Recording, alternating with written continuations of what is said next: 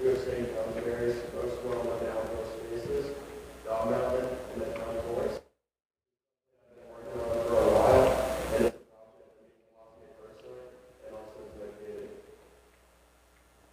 So before I jump into the details, I want to explain why this project matters and what I hope to do from this presentation.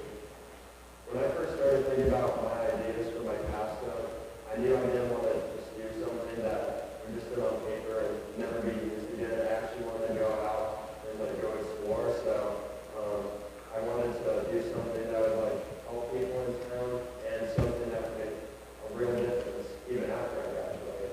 A trail connecting Dog Mountain and the Town Forest felt like the perfect choice because it combines one of my favorite things, which is hiking, nature, dogs, and the community.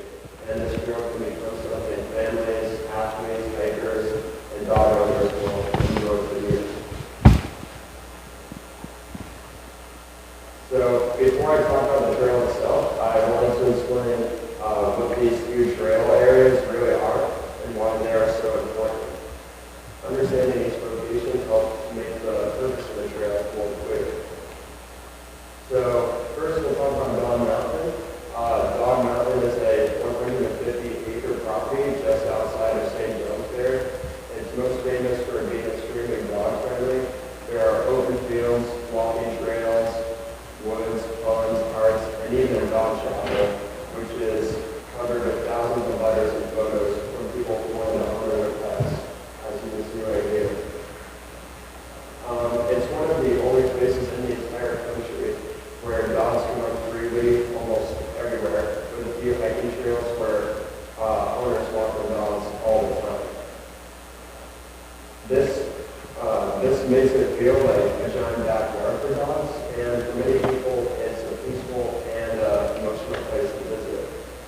And Dog Mountain isn't just a hiking spot, it's a symbol for St. Johnsbury. It brings in visitors from all over Vermont and sometimes even from other states. People go there to hike, explore, relax, and to enjoy their time with their dog, basically. And that just shows how important this place is to the community's identity. And another big thing that makes Dog Mountain special is its history. I was looking at the official Dog Mountain website, and it explained how it was created by the artist Stephen Unitt and his wife. They wanted a place where dogs and people can enjoy nature together without stress or rules. The dog chapel, as I already explained, has a very emotional side where people leave notes after losing their pets. And this gives Dog Mountain a deeper connection to the community. So overall, Dog Mountain is not just a place to walk your dogs. It's a unique part of the Wisconsin culture. People like my parents, who have lived here for decades, consider it one of the most meaningful places in town. And visitors often say it's unlike anywhere else they've ever been. So now we're going to talk about the St. Johnsbury Town Forest. This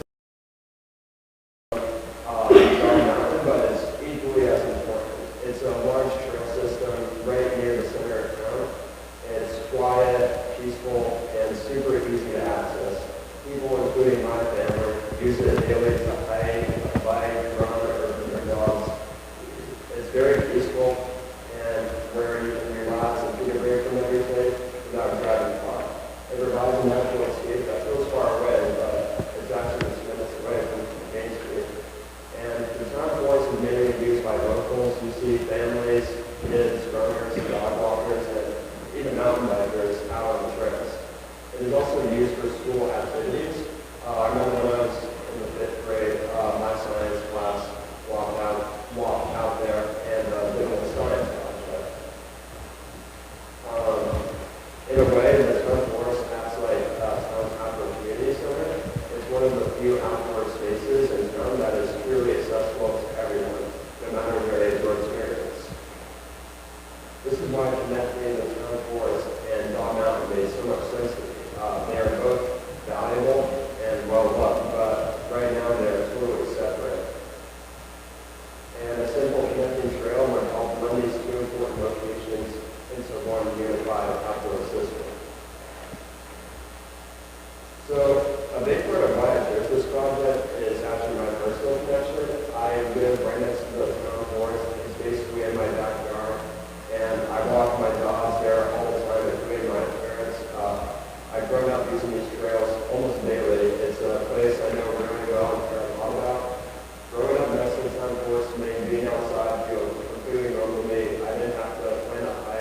drive anywhere. I could just walk outside, and I was basically already on the trail. That made me really appreciate nature since I grew up there.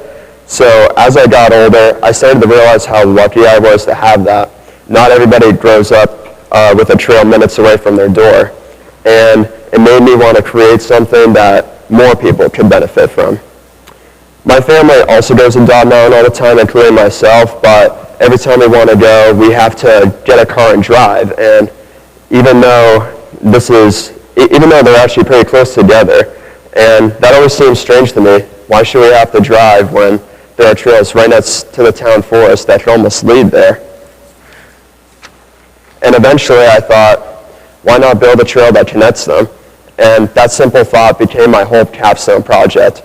It started small, but the more I researched, the more I realized it could become something real and important.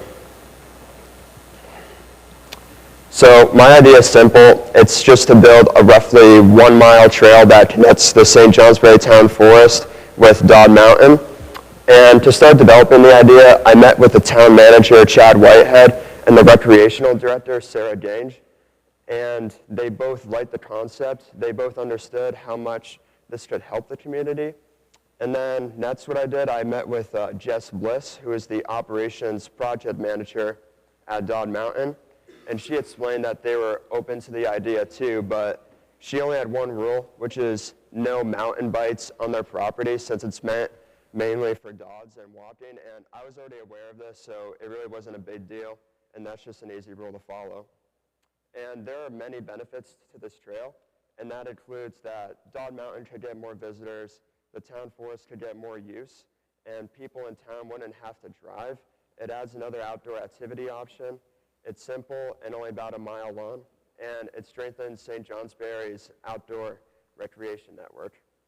And from a community standpoint, even small trails can increase tourism and outdoor recreation. Many Vermont towns rely on trail systems to bring in hikers and travelers. Adding a connecting trail would make St. Johnsbury feel more connected and accessible. It also gives both locals and visitors more to explore without even needing a car. For people in town, this can make daily walks or even hikes easier and more enjoyable. And for the town itself, it creates a more unified trail network, which can help with health, tourism, and community engagement. So here's a rough draft of a map that I created. It shows 4 different private properties. So on the bottom left here, you can see that this is the town forest right here, and up on the top right is Dog Mountain. And I have to go through 4 different private properties. So the red trail right here is roughly where the trail would be. And I have to go through numbers 5 to 77 and 76. And one of the biggest challenges in this project is that there is no straight piece of land connecting the 2 areas, so every possible route crosses private land, which means I need permission from each owner. And to make this map, I used an online tool mapping called AXIS-GIS, which is the town of St. Johnsbury's official online mapping system, which evaluates data, property boundaries, and satellite views. And I tried my best to design the route so that it follows a natural shape of the land, but once we actually start constructing the trail, we can physically see what areas to avoid, like steep areas, wetlands, and thick vegetation. The Vermont Department of Forests, Parks and Recreation says that we need to avoid all the areas I just listed, and the goal isn't just to make a trail, it's to make a trail that works well with the landscape and doesn't damage the environment. So whenever you build a trail in Vermont, one of the biggest things you have to deal with is land ownership. In Vermont, you cannot build any kind of trail on private property unless the owner gives you permission. And that permission could be a simple agreement, a trail access agreement, or a long-term easement. And according to the Trails and Greenways Council, these have to be in writing for legal reasons. Landowners have to know that they won't get in trouble if somebody gets hurt on their trail, and they have to know that the town or trail group will maintain the trail. and they need to feel comfortable with people crossing their land. Vermont gives private landowners a lot of protection, actually. So if they allow the public on their land for free, the landowners are not responsible if someone gets injured unless they purposefully make the trail dangerous. And this helps encourage landowners to say yes because it removes most of the risk. And learning about these laws helped me better understand why some property owners might be hesitant, but it also gave me information I can use to help answer their questions. So to move forward, the town manager, Chad Whitehead, explained in my interview that the town may fund easements if the project goes well, and I got a letter of support from the town, which is right here. And the letter just basically explains that the town likes my idea and they support me reaching out to landowners. And using this letter, I emailed all 4 property owners. In my emails, I basically just introduced myself, explained the project, shared the map, and attached the letter of support and asked if they'd be willing to meet with me. But as of right now, I'm still waiting to hear back from them. But this is honestly one of the hardest parts of the project. You obviously just can't force people to respond, but you don't want to bother them too much, so you just have to be patient and respectful.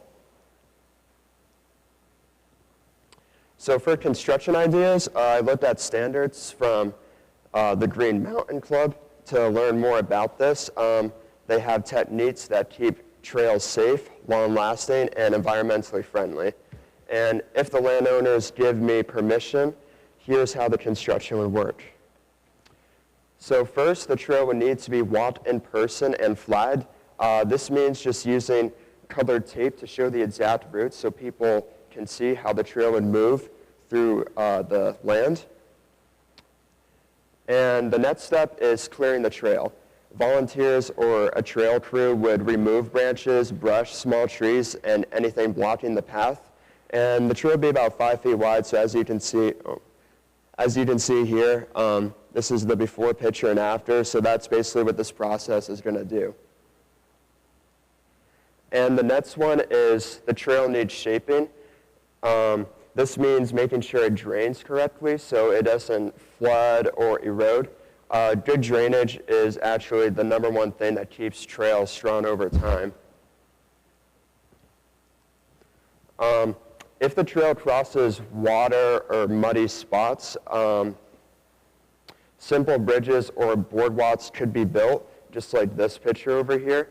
And these don't need to be huge, just safe and easy to cross. After that, the trail would be marked with paint or small posts so people don't get lost. And then finally, the trail would need yearly maintenance, like trimming branches, clearing leaves, and checking drainage. So to wrap things up, this project is more than just a trail. It's about connecting 2 important places in town, making it easier for people to enjoy the outdoors, and creating something that could last for years. I've learned a lot through this process about land use, communication, planning, and how real community projects actually come together. I've learned how to communicate professionally with adults, how to advocate for my idea, and how to stay patient during long processes. Overall, I hope I reach an agreement with all 4 property owners and see this project become a reality in the future. Here are my sources. Thank you for listening, and I'd be happy to answer any questions.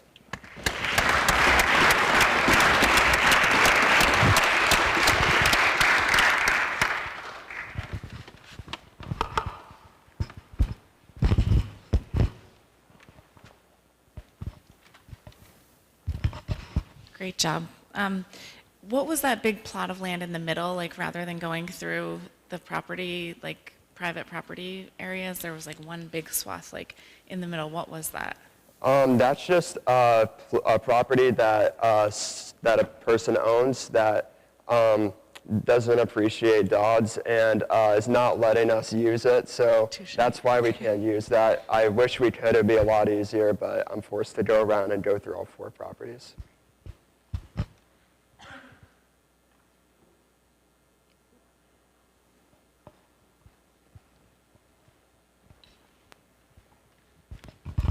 You said Dog Mountain doesn't want any mountain bikes on their trails. So how do you plan on enforcing that? Well, right before the trail goes into Dod Mountain, the project manager that I talked to at Dod Mountain said that we could just have like a big sign there that just says like no mountain bikers beyond this point. So that's just the plan for right now.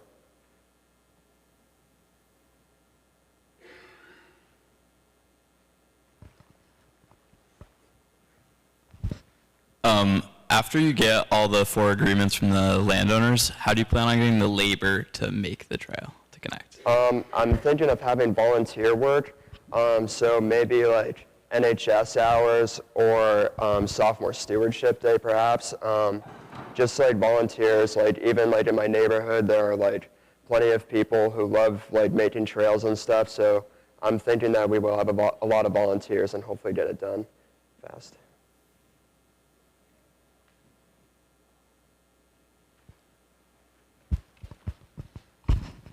Given that like the physical aspect of trail making takes like way more time than most people expect, how long do you think this would take to complete? With enough volunteers, I mean, I wouldn't say like more than like a few weekends. That's just because like I'm expecting to have a lot of volunteers, but that's just my hope. I haven't really researched that far on how long it would take, but that's just my estimate.